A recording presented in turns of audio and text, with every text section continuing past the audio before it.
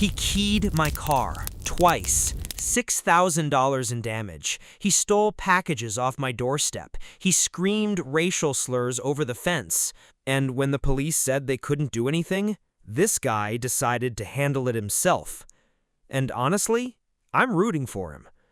Welcome back to rIncident, where we read the most unhinged, infuriating, and sometimes deeply satisfying stories straight from Reddit.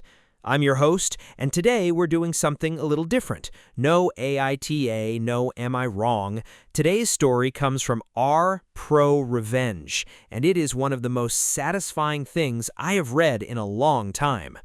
One man, one racist neighbor, one camera store, and the most patient, calculated revenge you will ever hear. Let's get into it.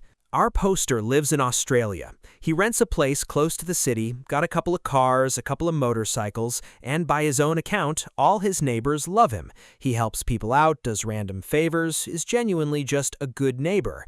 Except for one. Next door is an old guy in his 60s who runs a local camera and film development store, and this man has been openly, loudly racist for as long as our poster can remember. Slurs against Indians, slurs against Asians, loud enough to hear from the backyard. Our poster and his group of friends, a diverse group, have all been on the receiving end at some point.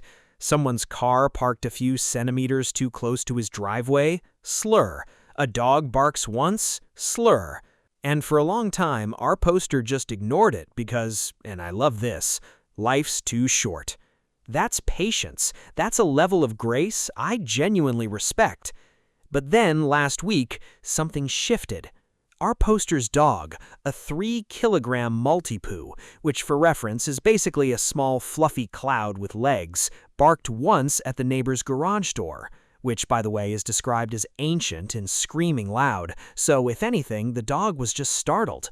The neighbor's response? He shouted over the fence, "Stupid thing dog and stupid thing Indians," at a 3-kilogram multi-poo, and his owner, who was just standing in his own yard.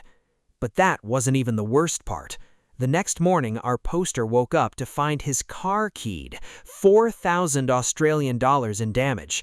And here's the thing, this wasn't the first time. Last year, the same thing happened, $2,000 in damage. So we're now at $6,000 total in property destruction, deliberately targeted, racially motivated.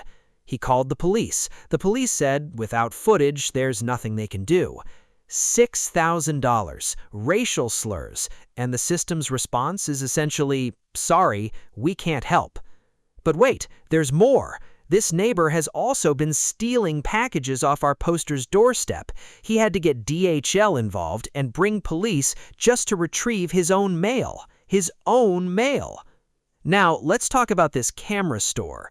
Curious, this business is riding the Gen Z film camera trend. You know the one, young people rediscovering analog photography, disposable cameras, vintage film development. Real money in it right now. But our poster dug into the store's history, and he found something interesting. A few years ago, before this Gen Z wave hit, these guys couldn't pay rent for 5 months straight. The business was barely surviving. And here's the critical detail. The owner replies to negative Google reviews with insults, with slurs, publicly on his own business page, all right there for anyone to read. So our poster started leaving reviews, slowly, carefully.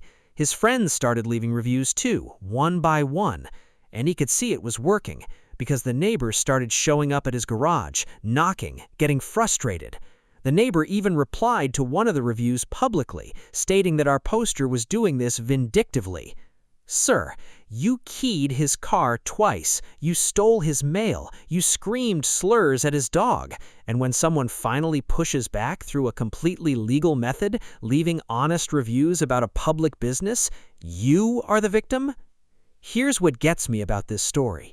Our poster tried the right channels first. He ignored the slurs for years. He called the police when his car was keyed. He involved DHL and law enforcement when his packages were stolen. He did everything you're supposed to do. And every single time, the system shrugged. So he found the one thing this neighbor actually cares about, his business, and he started applying pressure there, legally, through public reviews of a public business. And the neighbor's response, knocking on garages, replying to reviews with accusations, is the behavior of someone who has never once faced any consequences for anything. $6,000 in car damage, stolen mail, years of verbal abuse, and a 3-kilogram multi-poo that just wanted to bark at a loud garage door. I hope the reviews keep coming. I hope every Gen Z kid who walks into that store to develop their film finds those review responses and thinks twice. And I really, really hope that multi-poo was doing okay. This is not revenge that goes too far. This is someone using every legal tool available to hold a genuinely awful person accountable. Keep going. And that is today's episode of rIncident.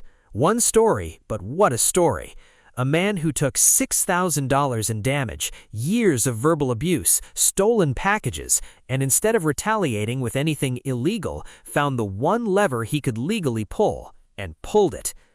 I want to know what you think. Was this the right move? What would you have done differently?